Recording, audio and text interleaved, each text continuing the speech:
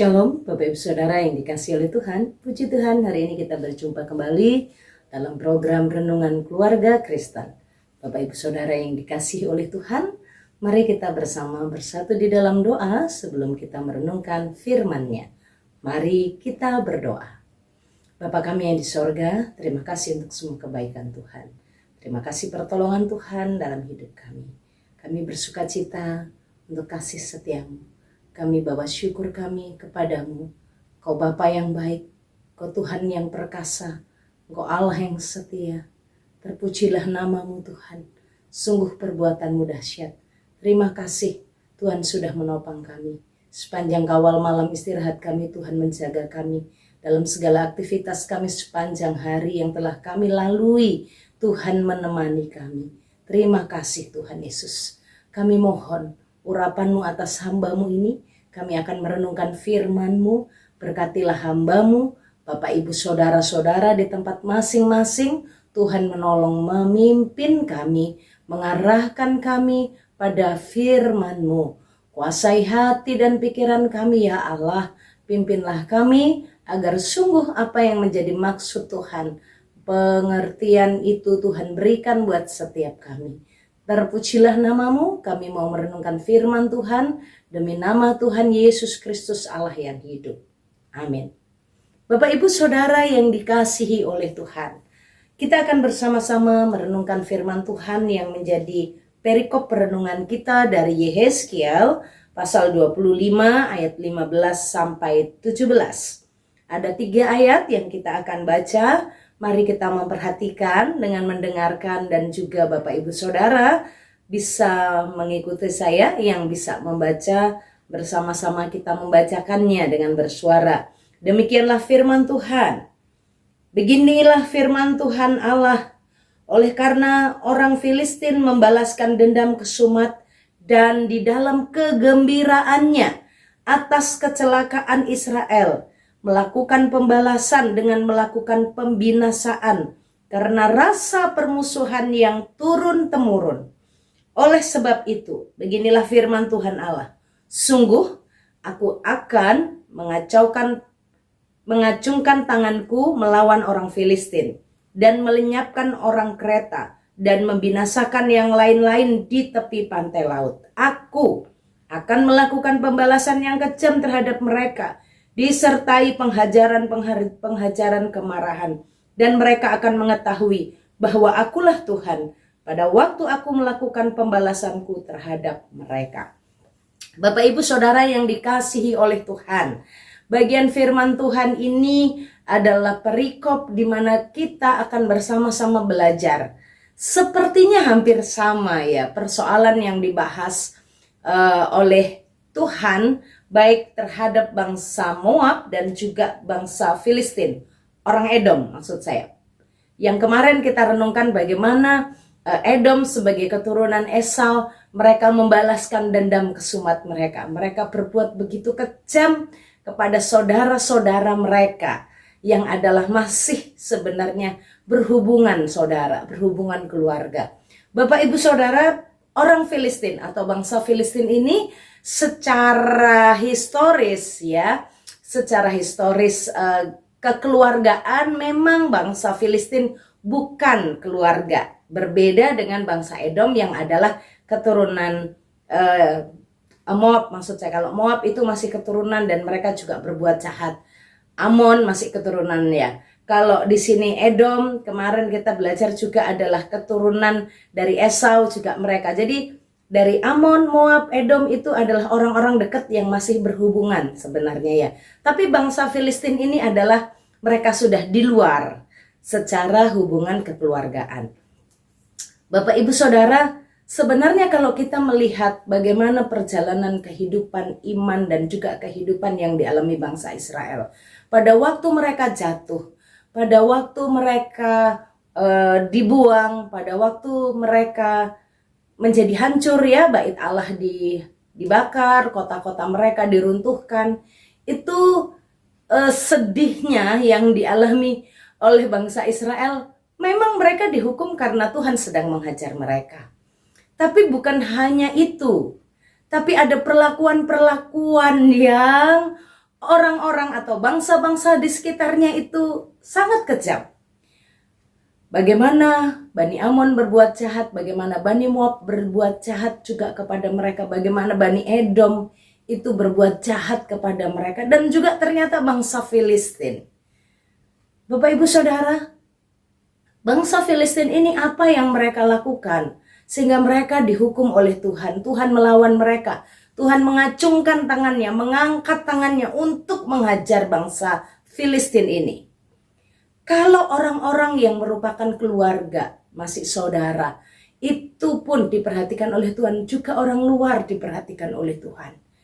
Saat itu, saat Israel mengalami penghancuran, pembuangan, mereka digiring keluar, dibuang, mereka dalam kondisi yang hancur secara sosial, mereka secara keberadaan sebagai bangsa itu sudah habis lah begitu ya. Apa yang dilakukan bangsa Filistin? Bangsa Filistin ini 3 hal yang disebutkan ya. Mereka membalaskan dendam. Apa dendam yang dilakukan? Kalau ada orang-orang dari kerajaan Israel pada waktu Babel menyerang, ada orang-orang yang melarikan diri supaya mereka tidak ditangkap nih oleh tentara-tentara Babel. Orang-orang Filistin melakukan hal yang sama seperti yang dilakukan bangsa Edom. Siapa yang lari, mereka tangkap, mereka bunuh. Kalau ada lagi yang mungkin masih mereka bisa ini dijual jadi budak, dijual ke bangsa lain. Karena mereka sangat benci sekali dengan bangsa Israel. Mereka membalaskan dendamnya itu di saat mereka hancur. Di saat mereka tidak berdaya. Di situ pun mereka masih lagi tidak punya belas kasihan untuk menolong atau mereka punya belas kasihan untuk membantu. Tidak, tapi justru disitulah mereka menghancurkannya. Tambah dihancurkan lagi. Bapak Ibu Saudara, apa yang sebenarnya ada dalam pikiran bangsa Filistin? Karena mereka ini menyimpan dendam. Mereka itu memiliki perasaan bermusuhan turun-temurun. Bagaimana tidak, Bapak Ibu, di zaman Hakim-Hakim, di Hakim-Hakim 15 ya, yang paling terkenal, paling gampang kita ingat itu peristiwa Simpson. Itu kan permusuhan bangsa Filistin terhadap Israel itu begitu mengerikan. Dan mereka ini sedikit-sedikit balas dendam gitu loh.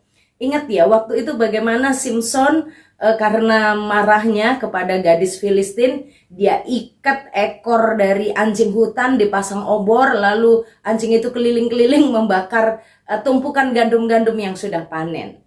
Lalu mereka tanya, siapa nih yang sudah bakar? Oh, itu Simpson, itu orang Israel. Maka mereka balas langsung menyerang begitu. Ternyata ini sudah menjadi kebiasaan mereka membalas. Maka Tuhan menghajar Filistin. Tuhan menghukum Filistin karena Filistin ini punya sikap yang buruk, yaitu membalas dendam. Orang jahat tuh harus dijahatin lagi, harus dibalas lagi, harus dibalas lagi, harus dibalas lagi. Dan mereka nggak pernah puas. Maka dikatakan mereka membalas dendamnya. Yang pertama, balas dendam pada saat orang itu hancur, udah tambah lagi dijahatin. Yang kedua, mereka permusuhannya itu turun-temurun, yaitu tadi dari zaman dulu kala. Turun-temurun. Dendamnya itu terus-menerus perasaan permusuhan itu terus disimpan. Bisa bayangkan ya, masih musuh nenek moyangnya, mungkin opa moyangnya. Itu diingat banget dan terus-menerus sampai ke anak, cucu, cicit, generasi-generasi selanjutnya. Itu masih menyimpan perasaan permusuhan. Mengerikan Bapak Ibu Saudara. Dan inilah yang membuat Filistin dihajar oleh Tuhan. Karena menyimpan perasaan permusuhan turun-temurun. Ya, kebiasaan membalas dendam dan juga menyimpan permusuhan turun-temurun. Apalagi yang dilakukan oleh orang Filistin, yaitu gembira. Di dalam kegembiraannya atas kecelakaan Israel. Gembira, kalau keadaan ya itu saya menyebutkan kata smos. Susah melihat orang senang. Kalau Filistin senang melihat orang susah. Senang melihat orang susah. Bahagia melihat orang menderita. Bahagia melihat orang hancur. Bahagia melihat orang rugi, gagal, bangkrut. Bahagia melihat temannya dimarahin. Bahagia melihat adiknya dihajar. Bahagia melihat orang lain menderita. Pokoknya itulah yang ada di dalam hati orang Filistin. Bahagia atas penderitaan yang dialami oleh Israel. Bapak Ibu Saudara yang dikasihi oleh Tuhan, hari ini mari kita melakukan checklist ini dalam hati kita. Mari kita cek hati kita. Kita mau berdoa kepada Tuhan. Adakah di hatiku ini kebiasaan membalas? Kalau orang cubit aku harus gampar dia. Kalau orang cubit aku akan injak dia. Kalau orang menyakiti aku, bisa lebih parah. Kamu pukul 1 kali, aku hajar kamu 50 kali. Itu ternyata menjadi sebuah kebiasaan. Dan Tuhan tidak mau kita punya kebiasaan membalas. Maka Filistin akhirnya dihancurkan oleh Tuhan. Ada dalam kitab Sefanya. Bapak Ibu Saudara yang dikasihi oleh Tuhan. Checklist hati kita yuk. Checklist hati kita. Apa yang menjadi respon kita saat ada orang ingin menyakiti kita, saat ada orang yang melukai kita, saat ada orang yang benci kepada kita, saat ada yang pernah melukai hidup kita. Setiap harga diri kita disentuh, setiap nama baik kita disenggol, setiap kebahagiaan kita diganggu. Apakah yang jadi respon kita? Apakah kita menjadi orang yang mengampuni, mengasihi, dan kita memahami, mencoba menariknya bahwa Tuhan punya rencana. Apa yang Tuhan mau untuk saya bertumbuh? Apa yang Tuhan mau, kenapa saya harus bersinggungan dengan orang ini? Atau yang ada dalam pikiran kita, tunggu ya, tunggu. Kamu cubit saya akan pukul kamu. Bapak Ibu Saudara, hati yang sedikit-sedikit membalas, hati yang terus-menerus membalas, hati yang tidak pernah berhenti membalas, ini adalah sikap bangsa Filistin, bukan sikap kita. Jika ini ada dalam hati kita, mari kita datang kepada Tuhan agar hati kita diubahkan. Saudara-saudara, engkau punya kakak, engkau punya adik, engkau punya saudara, hatimu gampang pahit, hatimu gampang sakit. Saat hatimu tersinggung, kamu langsung ngambek, kamu langsung marah, kamu langsung anggap dia bukan saudara lagi. Hati-hati. Saudara, kalau Yesus sudah ada dalam diri kita, kita harus ingat apa yang Tuhan Yesus ajarkan. Saat ditampar pipi kirimu, tampar pipi kanannya. Tidak ya? Kita harus belajar mengampuni. Kita harus menguasai diri. Diri kita tidak sanggup, kita minta pimpinan Roh Kudus, karena Roh Kudus ada dalam menguasai hati kita. Suami istri, ada pasangan yang terluka, ada yang melukai, ada yang terlukai. Kedua-duanya harus checklist. Apakah aku pasangan yang biasa membalas pasanganku?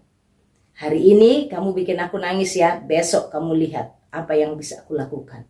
Jangan pikir kamu saja yang bisa bikin sakit hati, aku juga bisa sakiti kamu. Hati-hati jika suami istri sudah memiliki pola yang demikian. Anak-anak, saudara-saudara yang punya kakak adik, apakah saudara biasa? Kalau kakakmu dihajar, engkau bahagia. Wah, puji Tuhan. Akhirnya dia rasakan. Engkau bahagia kalau saudaramu menderita. Engkau bahagia kalau saudaramu nilainya jelek. Ya, bahagia atas penderitaan orang lain. Lihat saudara dimarahi mama tuh rasanya puas banget gitu ya. Apakah demikian? Bapak Ibu Saudara, checklist. Apakah kita memiliki pola membalas? Apakah kita memiliki pola smos? Senang melihat orang susah dan susah melihat orang senang. Kalau lihat orang berhasil, kok dia sih yang berhasil, harusnya kan aku. Mulai pikirkan yang lain lagi.